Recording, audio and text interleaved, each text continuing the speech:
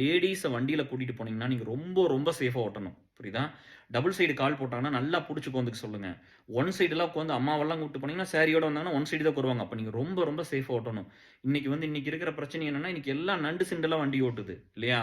ப்ராப்பராக இது என்னன்னா, நீங்கள் ரேஸ் பண்ணுறக்கோ இது பண்ணுறக்கோ அது ஒரு ஹீரோயிசமாக தான் இருக்கும்.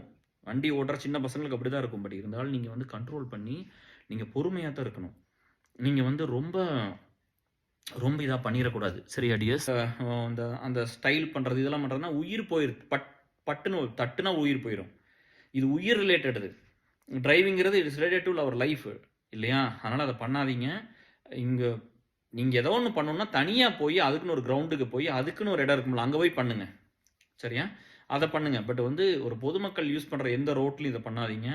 மெயினாக இந்த லாரிக்காரங்கெல்லாம் நீங்கள் எல்லாமே கொஞ்சம் சேஃப் ஓட்டுங்க. பெரிய வண்டி வச்சிருக்கிறீங்க. அப்புறம் இங்கே எல்லாத்துக்கும் தேவை திறமை, தகுதி, அதெல்லாம் கொஞ்ச நாளைக்கு தான் இருக்கும். நல்லவன், இன்டெகிரிட்டி, நேர்மை, என் நண்பன் அவனை நம்புவேன், என் ஃப்ரெண்டு அவனுக்காக நான் இருப்பேன் அப்படின்னு. அதாவது ஒரு பேரை சொன்னால் கூட ஒரு கெட்டது பண்ண மாட்டாருன்னு இருக்கும்ல.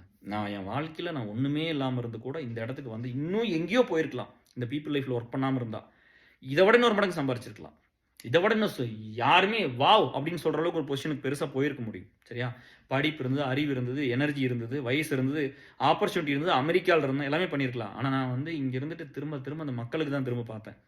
இன்னும் அங்கே யாருக்கு பாருங்க, இப்போ இந்தியாவில் இருக்கிற ஒரு சொல்கிறேன் பாருங்க, என்னோட வயசு கம்மி தான், இல்லை என் வயசு தான் இருக்கும், கிட்னி போயிடுச்சு, அதை யோசிக்கிறேன் பாருங்க. அது எனக்கு இங்கே இருந்து நீ என்ன வேலைக்கு போகணும், இங்கே என்ன சம்பாதிக்கணும், என்ன படித்தா என்ன கிடைக்கும் அப்படின்னு நான் பேசல பாருங்க.